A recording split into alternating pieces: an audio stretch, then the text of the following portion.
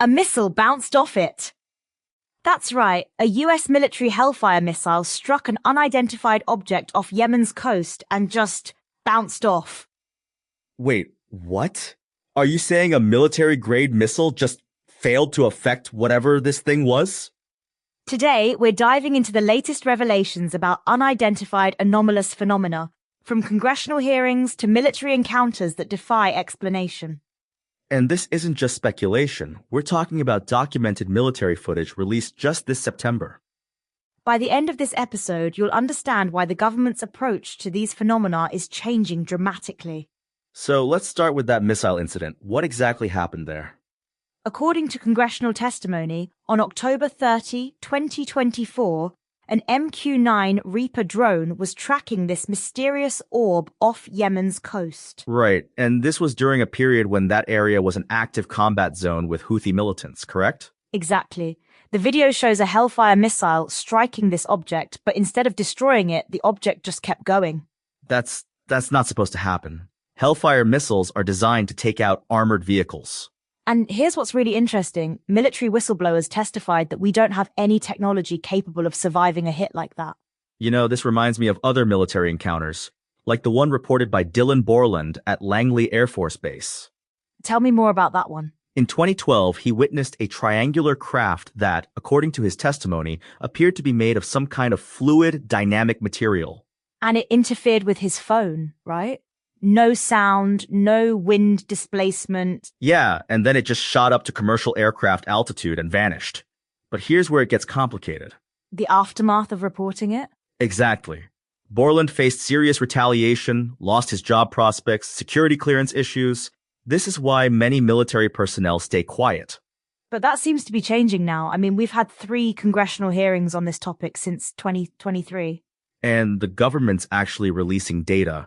Did you know they documented 757 UAP reports between May 2023 and June 2024? That's a lot more than I would have expected. Were they able to explain any of them? Well, many were identified as balloons, drones, or birds, but there's still a significant number they can't explain. And NASA's gotten involved too, right? Yes, they commissioned their own study team. Though they haven't found evidence of anything extraterrestrial, they're taking it seriously. That's quite a shift from the old days of just dismissing everything. Absolutely. And they're using some pretty advanced detection methods now. Infrared cameras, sophisticated radar systems, satellite imaging. You know what's interesting? There seem to be certain hotspots where these sightings cluster. Right, the southeastern US, Gulf Coast, West Coast, Pacific Northwest, and parts of northeastern Asia. But that might just be because of where we're looking, right? Exactly. These areas tend to have lots of military assets and sensors. It's what they call a geographic collection bias. Let's talk about the National Archives' role in all this. They've actually created a specific UAP records collection now, as required by the 2024 National Defense Authorization Act. So they're actively collecting and releasing these records to the public? Yes, on an ongoing basis. It's part of this broader push for transparency about these phenomena. But some lawmakers are saying it's not enough, right? Representative Luna actually accused the Defense Department of a lack of transparency and suggested there might be a cover-up. That's pretty strong language from a member of Congress. Well, when you have military personnel risking their careers to come forward, it raises questions.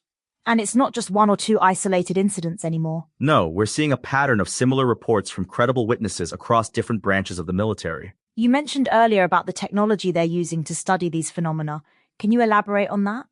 Scientists are now using everything from infrared cameras to AI analysis, trying to gather more precise data. And they're actually getting results? Well, at the University of Albany, they've been conducting field tests with these new scientific protocols. What kind of protocols are we talking about?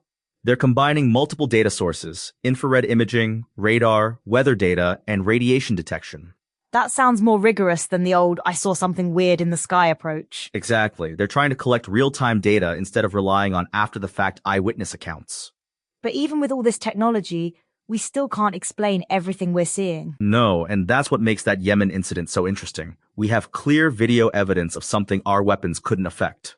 It really challenges our assumptions about what's possible, doesn't it?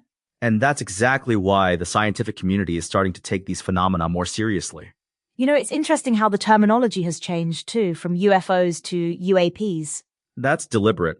It's part of an effort to remove the stigma and approach this as a legitimate scientific inquiry. And it seems to be working. We're seeing more people willing to come forward with their experiences. Yes, but we still need better protections for whistleblowers. That's a big focus of the current congressional efforts. What do you think is the most significant change in how we're approaching this topic? I'd say it's the shift from dismissal to active investigation. We're finally asking, what is this? Instead of, this can't be real. And we're seeing this across multiple agencies, military, NASA, Congress. Right. There's a growing recognition that understanding these phenomena could be crucial for national security. So where do you think this is all heading? Well, with more data becoming public and better scientific methods being applied, we might finally start getting some answers. Or maybe just better questions? That's often how science progresses. Better questions leading to unexpected discoveries. And speaking of unexpected, that missile bouncing off an unknown object certainly qualifies. It really does make you wonder what else is out there that we don't understand yet. Well, that brings us to the end of today's episode of Co-Pilot Podcasts. And remember, the next time you see something strange in the sky, you might not be the only one watching it. Or trying to figure out what it is. Thanks for listening, everyone.